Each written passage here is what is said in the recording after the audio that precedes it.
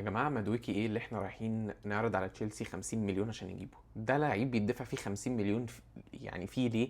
ولو انت كمان عايزه كبديل لساكا المفروض، يعني لان مدويكي المفروض بيلعب جناح يمين، والمفروض ان احنا الكلام ان احنا هنجيبه بديل لساكا. فانت ليه تدفع 50 مليون في لعيب زي مدويكي وتاخد من الفلوس اللي ممكن تدفع بيها في جناح شمال كويس زي رودريجو او زي ايزي؟ انا مش فاهم. ده غير ان انت كمان اصلا لسه الاخبار الجديده اللي طالعه ان انت ما اتفقتش مع سبورتنج لشبونه على السعر اللي بتاع يوكريش، عشان هم طالبين سعر اعلى كمان. ف 50 مليون ليه في لعيب كواليتي زي مادويكي؟ يعني كواليتي عادي جدا، لعيب افريج، وانت جايبه اصلا كبديل. يعني مادويكي مش هيلعب مكان ساكا اساسي خالص، الا لو في خطط بقى تانية ان هم عايزين يلعبوه جناح شمال مثلا. انت ما تفهمش طبعا ارتيتا ممكن يكون بيفكر ازاي، زي ما جاب هافرتس يلعبه رقم 8. فاحنا لو دفعنا 50 مليون في مادويكي، هتبقى انت يا ارتيتا دافع يعني 120 مليون في لعيبه زي هافرتس ومادويكي. لعيبه يعني اثبتوا، هافرتس اثبت ان هو ككواليتي، اظن كلنا شفنا هافرتس عامل ازاي ومستواه عامل ازاي. مادويكي بالعقل كده لو هو جامد تشيلسي مش هيسيبوه لك اصلا.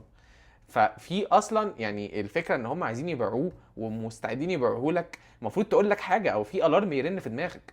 وفكره ان انت رايح تعرض 50 مليون علشان تجيبه، ليه؟ ليه يا جدعان؟ هو احنا النادي لاقي الفلوس يعني في الارض يعني، ولا احنا معانا فلوس كتيره قوي ومش واخدين بالنا منها؟ والناس اللي شايفه ان احنا هنجيب مدويكي كبديل لساكا ولسه هنجيب يوكرش وهنجيب جناح شمال كمان، ما يعرفوش ارسنال. ما يعرفوش ارسنال. الناس اللي شايفه كده فعلا مش عارفه ارسنال كويس ومش خابزه الفرقه دي كويس. ارسنال مش النادي يا جدعان اللي هيروح يجيب يوكرش ومدويكي وايزي كده. احنا لو جبنا مدويكي هتبقى مدويكي ويوكرش هما الصفقتين وشكرا، مش هتجيب جناح شمال. عشان كده انا ضد صفقه مدويكي دي. عشان كده انا ضد صفقه مدويكي. انت هات يوكرش وخلص في جناح بقى، في ايزي او في رودريجو او في اي حد تاني كويس على الشمال.